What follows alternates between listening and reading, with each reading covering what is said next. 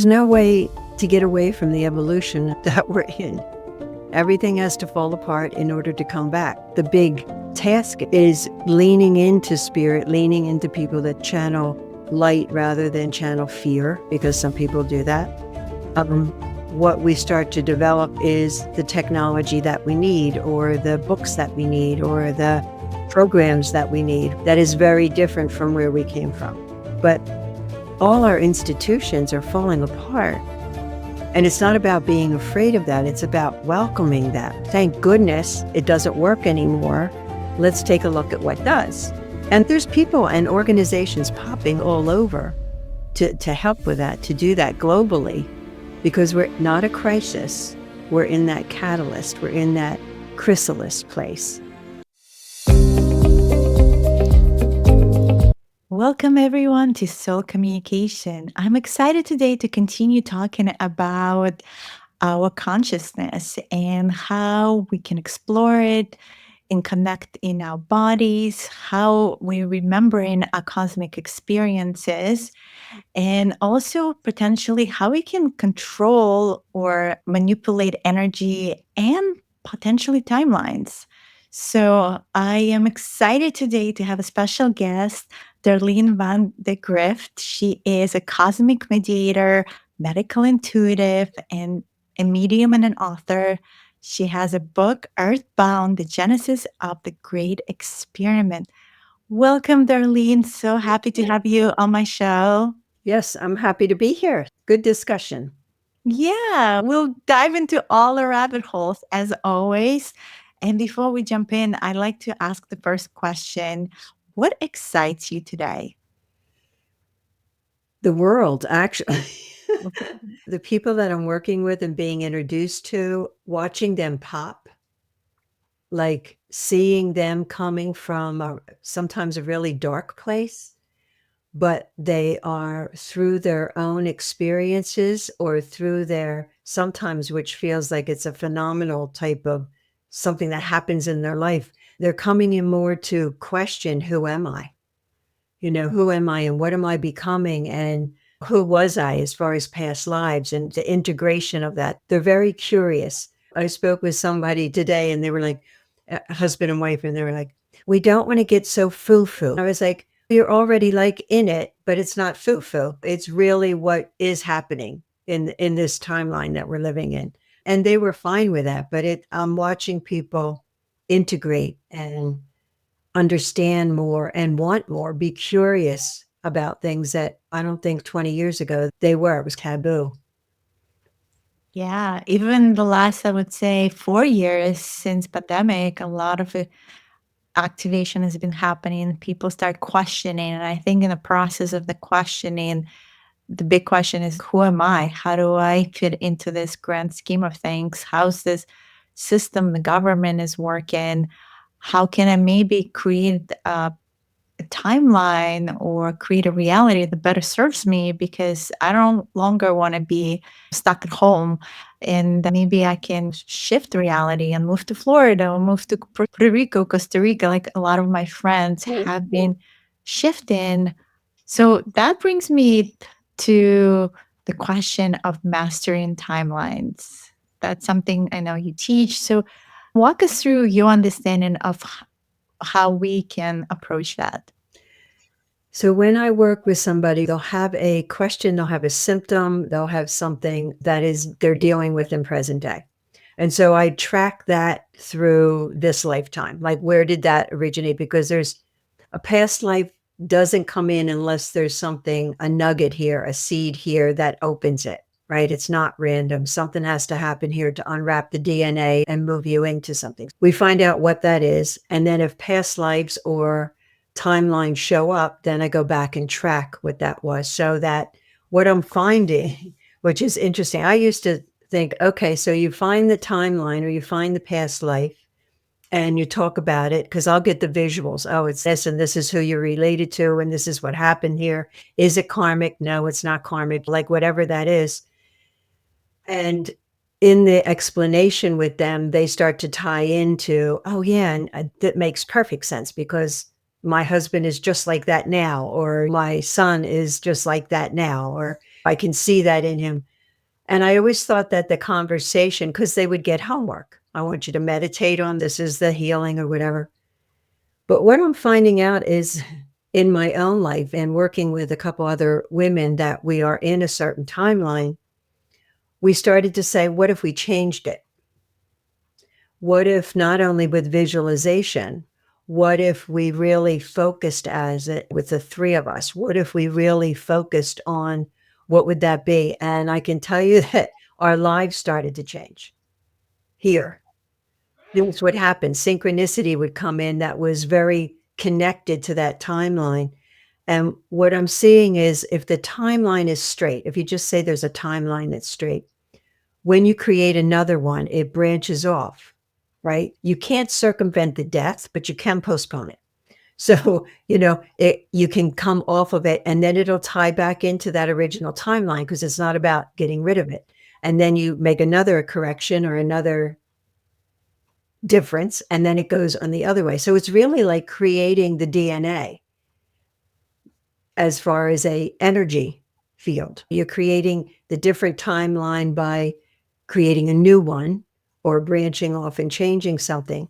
And those places feel very magical to me because it really started to penetrate after 35 years of how much energy is connected, how we are all connected, how you can take something that happened 3,000 years ago, make a different choice in it, and it changes your life here. It still is. We're still creating it. And I've been working with people with that so that some people, when I'm working with them, can go right in to the visualization and they feel it changing. They'll feel their body energy changing. They'll feel their heart opening. Like they really have the specific physical symptoms or emotional output of whatever the change has been. So I'm just watching it at the moment. Yeah, it's beautiful. So what is highest timeline? Because you've mentioned there's the healing sin and we can manipulate and change. Whatever timeline that we create is the highest timeline, or do you feel there is like a predestined timeline that some of us still moving towards? I don't know about predestined because we always have choice. I think that when we're incarnated, we have a idea of what we want to, as a mission, as a purpose or whatever. We have an idea, but then we get here and then things can change. But I do believe that there is a path that somehow is connected to maybe to all of us, but you choose a certain path and then you do go off of it or come back to it. It's never really straight and narrow. You have to learn things, you meet people, you make a different choice. It's all about that. But I don't believe in the predestined piece of it. I do know that people talk about the timeline, like we're living in a parallel timeline, right?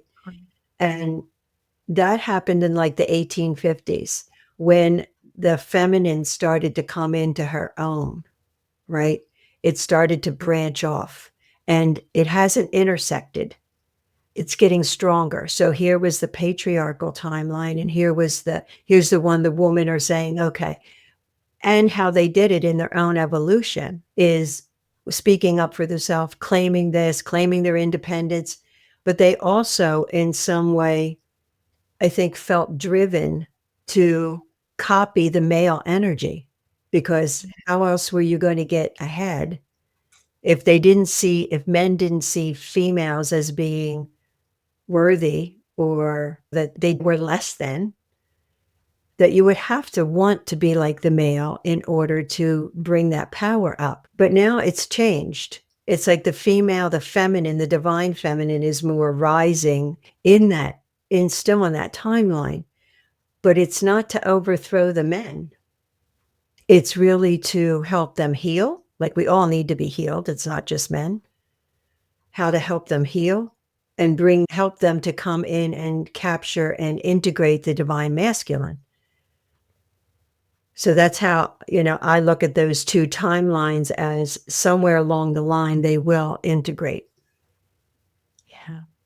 Absolutely, I agree with you. A lot of the feminine collective took on that masculine energy. And we see that in the workforce. We see all these single mothers. And I would say, even myself, in my spiritual journey, I felt like I was that woman. I took on a lot of masculine energy and then realized I need to balance it out with my feminine. So then my feminine started rising, and I was doing certain practices like doing more ecstatic dance and sound healing and more of those kind of nourishing and feminine ways. And then they rebalanced. There was a moment where the two kind of came together.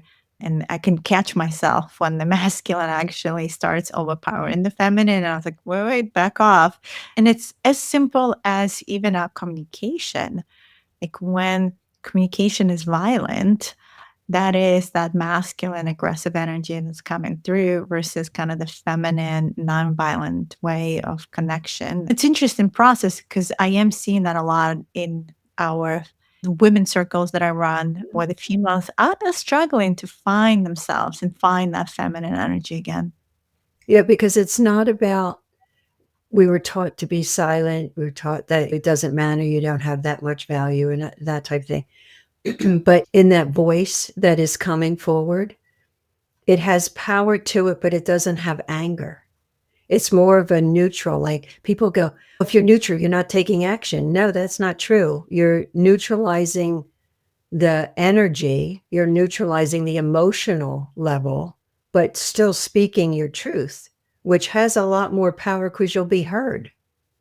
When anybody gets on the rails of anger and fear-based, most people shut down around that. They don't want to hear it. It affects their nervous system.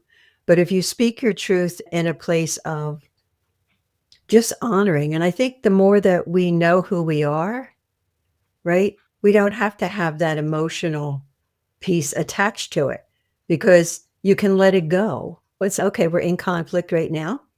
I can hear what you're saying. Here's my truth. And it's done. Right? To carry it, I don't need to talk to anybody about it. I don't need to make trouble about it. It's that place. And I believe that's where humanity's heading. It may not happen in my lifetime, but we're heading there. That's the higher vibrational way of communication, of being with each other. And I think what you're talking about is like polarization versus being in unified field where it's just much more advanced than humanity is yet to step into it. It's still very polarized, even with politics. And I find that even within the new age community, like there's a lot of that constantly. You would think those of us who are doing the spiritual work that we're more balanced, there's still a lot of judgment, there's still a lot of reaction. And I think what you're trying to say is like when we don't react as much and we want a place of neutrality and response, that's when we really know we have arrived, but we're just not there yet. Not as a whole, but I think that there's people and there's certain groups that rise to the occasion with that. I know my husband had volunteered as a cook at one of the ashrams 10 years ago. And when they interviewed him, they said, I bet you think that this is a really grounded, everybody knows what they're doing. And he was like, yeah. And they're like, nope. Nope. People come here because they need it. People Mhm. come here because they want that spirituality, not because they have it. So you are a medical intuitive and you work with the body. So how does that reflect, especially for women in their bodies? Because we're talking about this anger and this unprocessed emotions and traumas. I do feel there's still stigma around embodiment, like how women needs to be versus what she is, the divine goddess that she is. Do you see that when it comes to health or medical intuitive aspects of it too? How these energies of masculine and feminine play out? Yeah, a lot of women have harsher menopause. Why is that? Or they develop something ovarian or in their uterus or breast cancer or any of those places, lack of nurturing.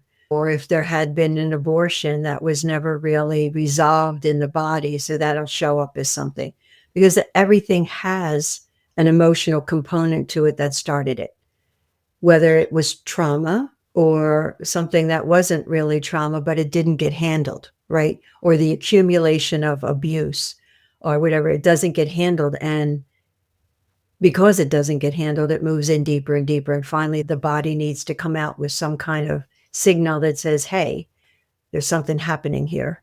But the masculine and feminine, I think it's a struggle for some women in coming to that resolution that they're equal, that you need that blending them, bringing them into harmony of how you utilize both within you to bring it forward in your communication, in your family, in your work, all of that. It changes the chemistry of the body. Because there isn't that. Some people have a lot of symptoms on the right side, or they have a lot of symptoms on the left side. And it's because there's a lack of that balance. So where does that left side imbalance come from? Is it a mother thing? Is it a mother thing against the father thing? Where does that resonate with each individual person so that you can start to unify them? Mhm. I see that a lot too with a lot of my clients. And it's really easy to pinpoint right away and identify, like even as simple as what you said, left and right of the body. Are there any techniques that you can maybe suggest for those who are trying to stabilize and balance it out? The first thing that I would suggest, which comes up quite often, if you've had abuse, if you've had surgeries, accidents, start to create a journal. Just make a laundry list of those times, ones that really specifically, like I had my tonsils out and then I had abuse at 5, or I fell down the steps at 20, or whatever that is. And if they're familiar with the Ho'oponopono, the I'm sorry, please forgive me, I love you, and thank you. It's do that from the heart space to each one of those ages, because what that does, it'll start to align the body more with your purpose. Where are you heading? And the body will work with you more, because I find out as a medical intuitive, sometimes I'll talk to people and they'll be like, I'm so sensitive to anything. Like I can't smell anything. I'm sensitive to my vitamins when I take them, and then I get sick after 3 days and then they stop working. And it's because there's a misalignment. The body is trying to tell them something, right? I've been wounded over and over again. So please take a look at this. So when you start to honor it, because the body doesn't need much, it really doesn't. But when you start to bring it into alignment with where you are today by honoring it and being accountable, I'm sorry that this happened to you, and please forgive me for not being able to protect you or know any different, then the symptoms tend to either abate, they change in some way energetically, because now you have an alignment of what you can do, that at least your body's working with you. So acknowledging the trauma and bringing it to the conscious level seems to do the work. Yeah, with your body, because the body has a separate consciousness. It's the places that the body has been influenced or harmed or whatever that we don't pay attention to much. Like we go, okay, so I fell down the steps and I broke my leg. 2 weeks later, I was fine, or I had a cast for 6 weeks, and that's it. But do you really honor what your body was going through? Do you honor the pain and suffering? Do you honor the fact that you think you're clumsy and falling down the step, or maybe somebody pushed you? It's like, you need to go back and just honor the fact, be accountable for what that body went through. Beautiful. Yeah. I call it the turtle medicine, where the body is teaching you Mhm. what to do in terms of past lives, because we were just talking about healing the body, right? Does the body also store past life memories in the DNA? In your observations of the people you work with, how does that show up? So their symptom won't necessarily abate. So maybe they'll go to a doctor about eyesight or throat issue or stomach issue, and they take medicine and it just doesn't go away. And they usually end up coming to someone like me that'll either work energy wise or to have a deeper understanding of where is this symptom coming from. And what I find is that when you clear that timeline, going back to changing a timeline, when you clear it, when you understand the dynamics of it, then the symptom doesn't need to be here, right? So again, tracking back to, because a timeline or a past life doesn't just happen. There is something that unwrapped that DNA in this lifetime. So what was that? If there's anything that needs to be cleared with that, you do that first and you're tracking it. And then you go to that past life, whatever that was. I recall it was a woman that came in and she was in her early 70s, but she had been bleeding for 6 months. And she was like, I just need to find out what this is about because everything I do is not working. And we talked about the nutritional end and did she need iron to build it all up. But when we went back to the past life, it was a really horrific life where she was actually mutilated.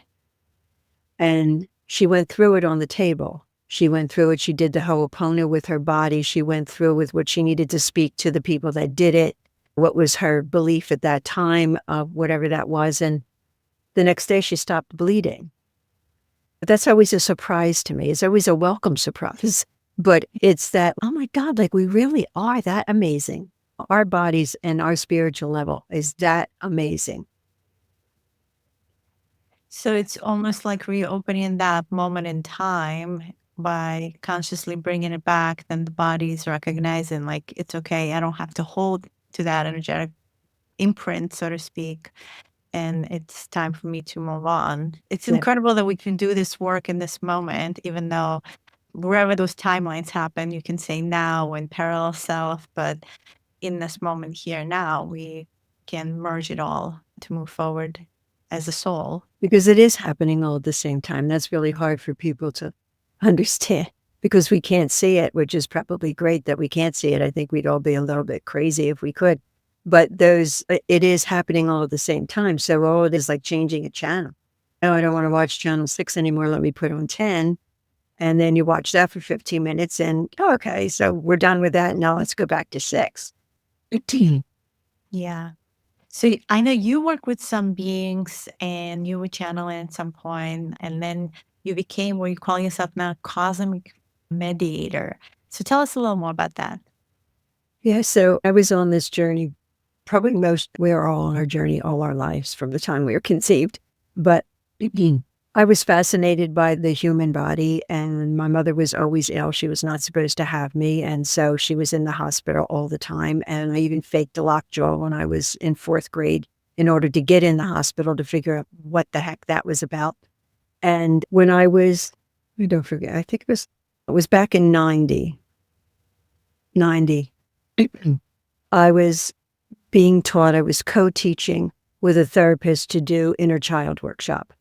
And he suggested that my mother, because we had a clinic together in Pennsylvania, an alternative clinic, and he suggested that she was in the first workshop without me. That was fine, made sense.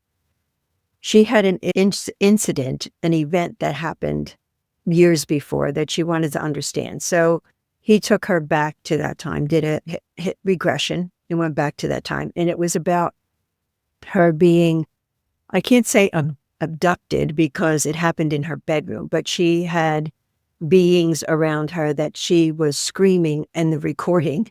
And when I heard it, there was a voice that came up that was totally not mine. And it was a male voice. And it was like, we did not do that. And I'm like, I don't know who or what that is. But it was a being that I started to channel that was coming through, not because of knowing my mother in any way. But when I found out later, like who they were and whatever, they were like, we never thought you would hear us, but that you would hear that voice. And I was like, how could you not? So who were those beings?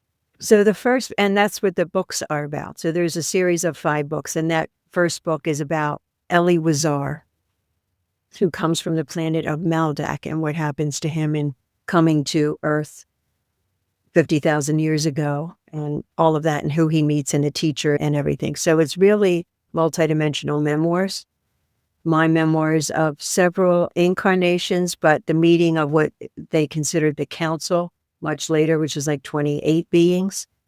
But after I channeled Ellie for about 5 years, it gave me a taste of how to do that, but my body didn't like it.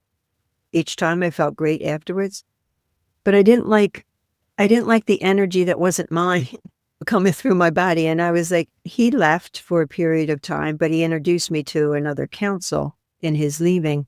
And I was like, I don't want to bring through 10 people. I just don't want to do that, because they were all separate and trying to tell me their history. And I said, is there any way that I can do this differently? And I thought, yeah, you could be a mediator. So what that meant is they would take me to what they called the council room, which was a teaching facility that's in the cosmic realm.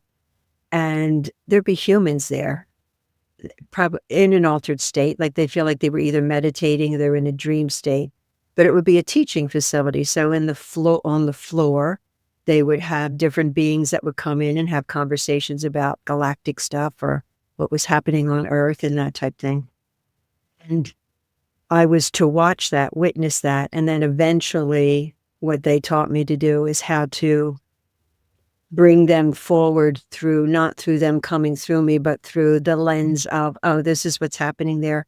And now I'm more used to it so when I do a group once a month, they come and go. The energy will come for 15 minutes and then I'm like, and this is what's happening. And then another energy will come in and this is what's happening. So I've gotten more used to both the channeling and the mediation. And what type of themes coming through? Like you said, you have this monthly. What is the trend now? What are you hearing from this room that you visited? Any like big messages for humanity? Since November, which people that are doing channeling and stuff like that, it seems like we all got pulled into, and it's about the divine feminine. Yes. Like, how are we bringing that forward in a very different way?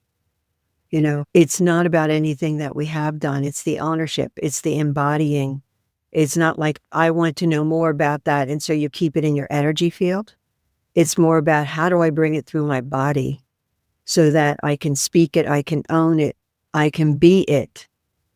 You know, it's not separate anymore. And it feels like that is something that I believe is happening globally. I don't know that for sure, but I know that in the countries and the people and the clients that I have, women are really moving through that identity. They may even feel like some of them are feeling like they're in the chrysalis, right? I don't know who I am and nothing works from the past and where am I going? But everything has to fall apart in order to come together. And a lot of that is bringing that. And it's not just the women with the divine feminine. I think that men too are supporting. They're like the pillars. They're like the pillars for the women, where they can step back and they can watch the women do what the women do best. And they can support them and they can be all of that, which is really what our original design was, is that it's not less than either one. And there doesn't need to be conflict. We each have our own specialties. We each have our own gifts and talents and positions, not as gender, but just like the yin and the yang. There's two ways and they're interchangeable. You know, we're not stuck with one thing that we are. I completely agree with you.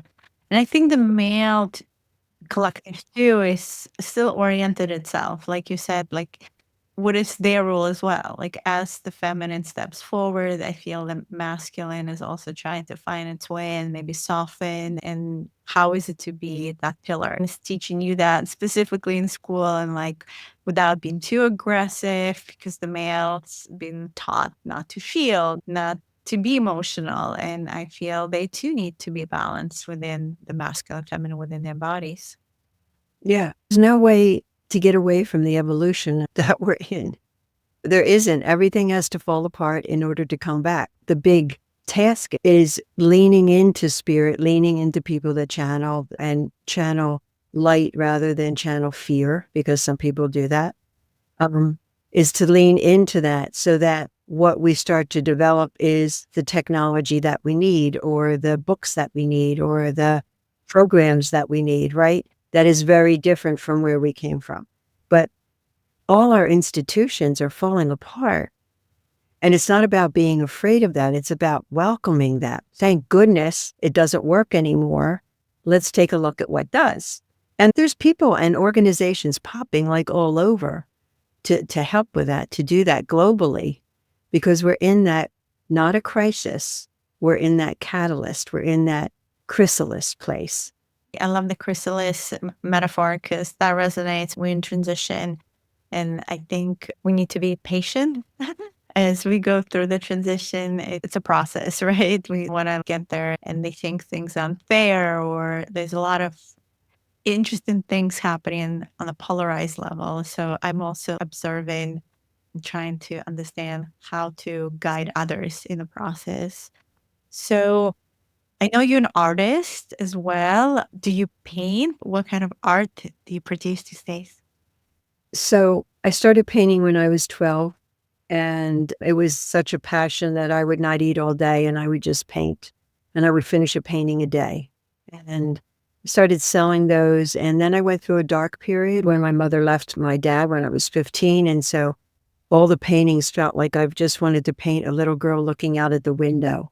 But as I paint now, started about 20 years ago, through the channeling and through what was coming through, started to be more, there would be an image that would come up in the middle of the night, and I would go, oh my goodness, I need to paint that. And when I started going out prior to, it was about 8 years ago, I had gone through this time of being introduced to 28 of the council members. There was always 12, but I got introduced as soon as my mother passed. The rest came in within a 4-year period of time. And they trained me and they did a lot of work in clearing timelines and being accountable for karma and all of that. And they were like, you need to take us and do groups. And I'm like, so I painted one painting, like it was 3x3, and it put everybody on it. And they were like, no, we each want a separate painting. No. And I was like, okay. So I knocked them out within a month or so. And I was ready to take them to my first class. And it was introducing Sari, who's part of that council. And she's a gray. So I had painted her, but she's a scientist. She's a behavioral analyst, and she's a scientist, and she's an expert in DNA. And I painted her without like what I would see as a gray, which she showed me as a gray. And it was 2 days before, and she was like, no, where is my suit? Where is my white jacket? I'm not going out there unless you paint the white jacket on me. And I was like, oh, God, okay. So yeah, she wanted to be known as her scientist, but that's how the painting started again. And if you go on my website, there's a whole section of the paintings that I did. What are the beings? Because you said the gray, are there other star shapes? Combination of them. So there's grays, there's the Arcturian, there is several reptilians, and people have an issue with that, but all reptilians. There is I don't do good and bad. So there is, beings make different choices too, right? So a lot of what I work with are either defectors or they've decided, no, we're going to do something different.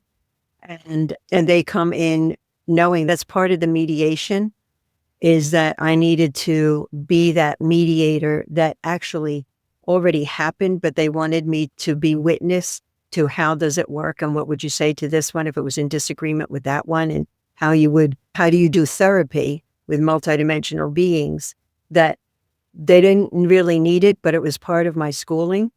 So I could be like, oh yeah, I could see, what is your viewpoint? Where did you come from? What happened in your childhood? Okay, what happened? And bring them together so that the council worked very unified. There was no discrepancies, and they were all on the same page. And that place of bringing them all together there. So there's the Arcturians, there is, I'm drawing a blank now because there's so many of them, like a few of, like I said, the reptilians. There is a Andromeda woman. There is, a lot of them are androgynous, but they show up feeling wise for me as either masculine or feminine, but they don't have a gender. So there's 28 of them. Oh, there's 5 of them that are on the masters and teachers level. So there's Hilarion, and there's Angel Michael, and there's the Angel of Death, and I'm going to forget the rest of them. But yeah, there's 28. But they have evolved. 3 years ago, they were like, after the 5 books were pretty much done, they were like, okay, now we can evolve. We needed to give you the stories, and now we're evolving as one. So they're light beings now, and they call themselves the evolves. Evolves is how they call, and so they're more like etheric. So they're not. They're slivers, as I see them, they're slivers of light. They're really not there'd be like a sliver of light and have a face to it, if you could think of that. So there's really no legs or arms, or if they do, they come out, but they're more just like very etheric, floaty, but they come in all as one. They have united themselves to be the evolves because they've evolved. Why this particular council? Are you connected to it through an aspect of yourself? How do you know them? Came through that one being that was Elie Wiesar, which I didn't know at the time. That is a incarnation of mine, and he is reptilian. And it's his story, his journey through many timelines and different Lemurian, Atlantis, and Myanmar, and Tibet, and Antarctica, and Egypt. It's his journey of weaving the council together. And there's a couple of my incarnations on the council, which I didn't know until I started to really get into it. And then realizing, but not all of them. No, I say there's maybe 3 or 4. Wow, so fascinating. So have you been like here since the time of Atlantis and Lemuria, and that's part of the books too? Yes. Yes. So the second book is about Atlantis, and then we go to the Sumerian, working with Enki. And the Anunnaki come in there too. And so they're memoirs, but they are also about human history and Earth history in those timelines, as well as the spiritual teachings. So you can read the books as a really good story, or you can pull out the teachings and utilize them in your life. Beautiful. As you wrote all these books, is there a specific teaching that you think would be really helpful right now for those stepping on the path or listening to this podcast? Probably my audience is a little more progressive, but something that you feel is like really deep from maybe Lemuria, Atlantis, something we forgot that is important. What I can tell you is that somewhere between November and now, there was a date that was February 26th. And right before that, I got the information that the scrolls were open, and they were Lemurian scrolls, and they held the divine feminine. So they were opened. And I feel like that is really significant in what's happening on the planet, because whatever they were holding, it rose from the Lemurian waters, and then they became crystals, and then they moved into, then when humans got a hold of it, or non-humans got a hold of it, they moved it into stone and papyrus. And my understanding is it's embedded in our DNA. And so those scrolls, as they open, really alleviate our past.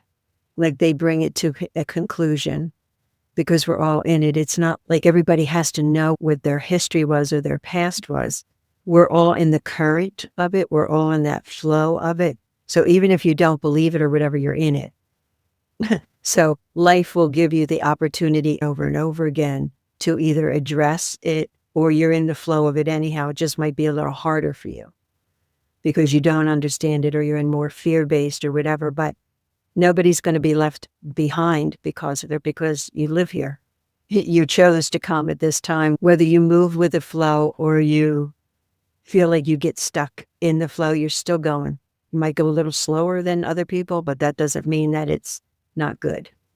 What about this transition we're going into the 5D frequency? Some souls don't necessarily want to be part of the flow.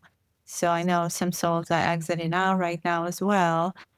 That is an option. Like you said, there's always a choice and a free will, whether to participate in a great experiment or not. Yeah, there's a lot of talk right now about bifurcation. There is this new earth reality that's being created and the old reality. that is dying out, I would say the 3D.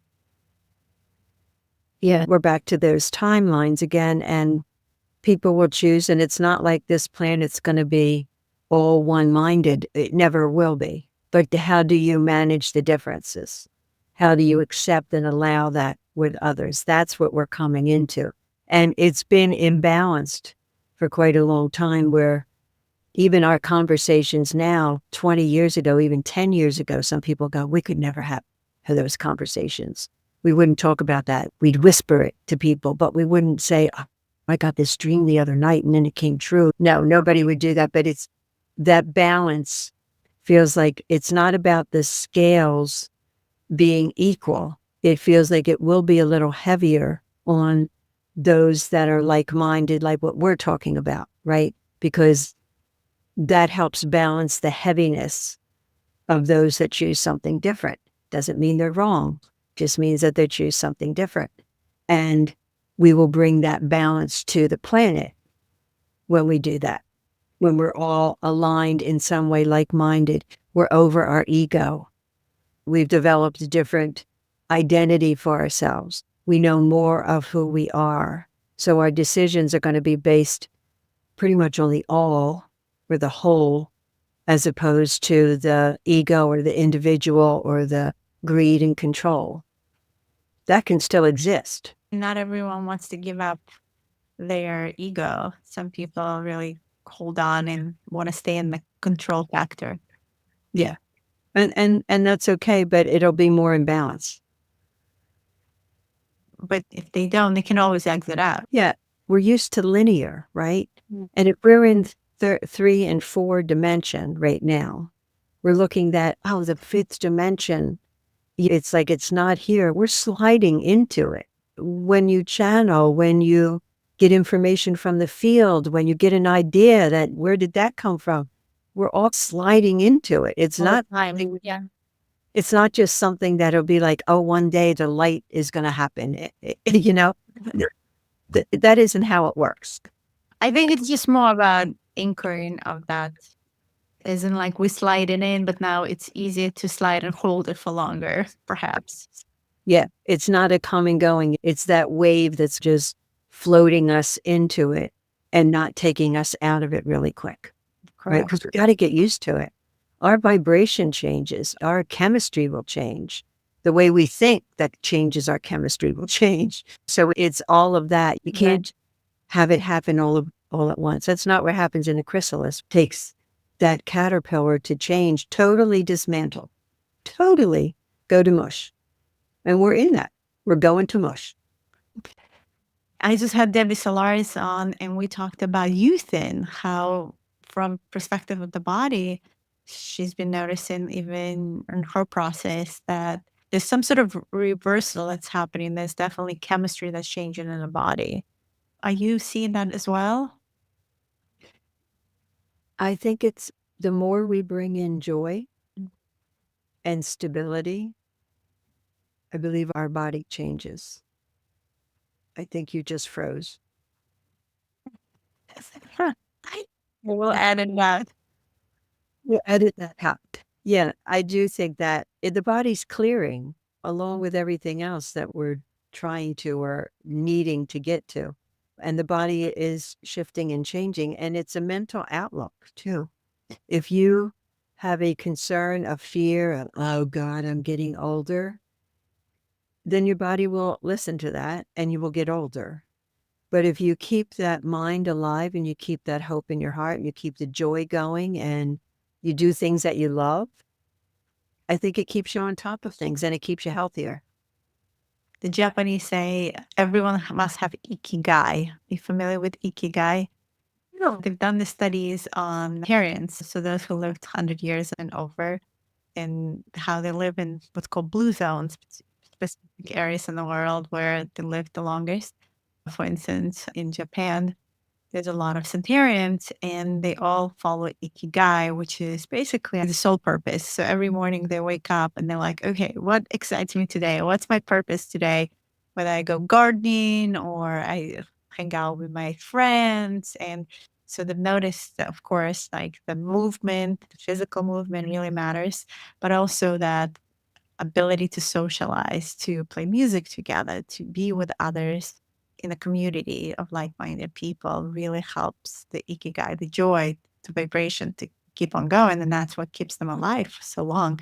Versus, of course, the current way of our elderly living in a nursing home, it's not always there. It's just very hospital type of environment that's not conducive to that type of movement or that type of ikigai that they have. Yeah. I've been having this conversation with my mom. So she started painting, she started doing some clay, and she's singing. She's found her hobbies, and those are really important to have.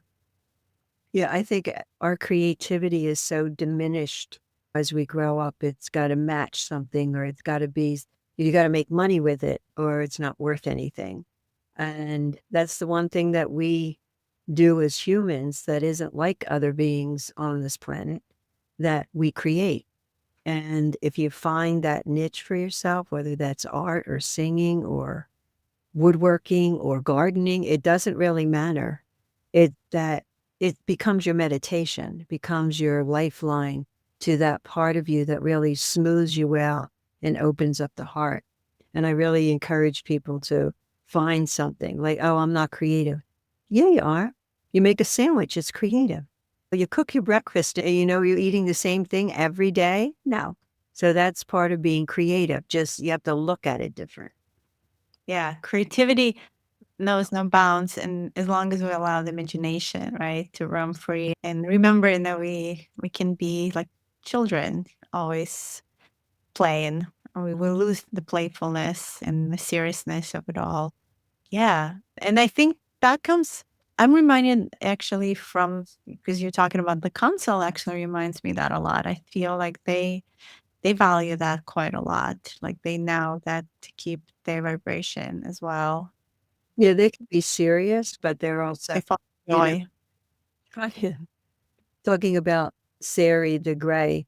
I remember early on with her when she first started to appear and come in, she tried to do humor, and it didn't land because she wasn't, it was like dry humor, or she thought that it was funny and it wasn't yet. So she wasn't really, I was privileged at seeing how she was trying to change her emotionals, because Grays are notorious for not having emotions, as that's how they're seen. And that's not necessarily true. I like that you're saying that because I had similar conversation. We had York Wang, he was channeling the Society Collective, and which are the hybrids with the grays. And in a channeling, it was very serious. But then he said it has to be serious because then you lose the connections. But really, they can be really funny. I've been observing and talking about humor, and I wonder if since you've interacted with so many beings, feels like humor is like a galactic, multidimensional thing. It allows that harmonization of energy, like through humor, whatever humor that is, dry, not dry. Raises your energy, right? You could be in conflict. Even in my training to work with couples, part of that was after a conflict or after you've come through something, you need to raise the energy. You need to find something to laugh about. You need to create more high-spirited energy. So what it does is it unifies, it harmonizes, and it is intergalactic, because it's the one thing that we can share that raises the vibration. It's the energy of joy. The Yeah. higher you go in map of consciousness, with you probably know the Hawking scale, and I feel humor, joy, it's like up there with highest vibration you can possibly have. Thank you so much, Darlene, for sharing your beautiful perspective. How can someone find you if they want to work with you? What's the best way to contact you? My website is soulunion.com, SOULUNION. And on that, if you wanted to experience the evolves, it's every third Sunday of the month, and it's an hour and a half. And that is on that website too. It's called Cosmic Travelers. And I think that's about it. They can contact me either. My email is Darlene Van de Grift at Gmail, so my full name. But either way, anyway, you Beautiful. can get a hold. And the books, they available on Amazon as well? It's being published by Pegasus probably by the end of the year, the first one. So Not they're not yet. out yet. No. So First one will be out probably, I think, by the end of the year. They're in their second or third editing. Thank you so much, Darlene. And please check out her cosmic connections with beautiful console. I think that is important for us to continue to connect. If you were to give us a final message on everything we mentioned, what would you leave our listeners with? I think what people need to know that this is the fear level that we have. This isn't permanent. This timeline, and we're not going backwards, and it's not permanent, and we will get through it. And it's designed to happen. This didn't just happen to us because we made bad decisions. This has been a long time coming where everything in this universe is shifting and changing. So we're just happen to be on the planet that is shifting and changing as well. So we're all in that cosmic loop of creating cosmic order, actually. So hang in there, do your work, go deep as you can, not be afraid, and lean into spirit. Lean into whatever you believe that holds you steady. So important. Continue doing the work and not succumb into fear. I think it's important message. Thank you for that, Darlene. It's hard. Yeah. It really is hard not to be fearful. You look around and it's in every nook and cranny of what's changing, and humans don't adjust well to change. Yeah. And change is the only constant in the universe. It is. That's one thing you can depend That's on. right. All right. Wonderful. Thank you so much. You're very welcome. Thank you for having me. Yes, many blessings. Thank you for tuning in to this episode. You can visit my website, dianadivine.com, where I'm now offering a special Quantum Master Creator free ebook that will help you to create the conscious dimensional life that you want. I'm also offering other programs, one-on-one sessions such as Quantum Healer Hypnosis and Quantum Crystalline Soul Healing to help you in your vibrational alignment. On sourcelanguage.org, I'm offering a digitized course that is self-paced to open you to the divine gift of light language. I'm Diana Divine. Keep connecting with your higher self.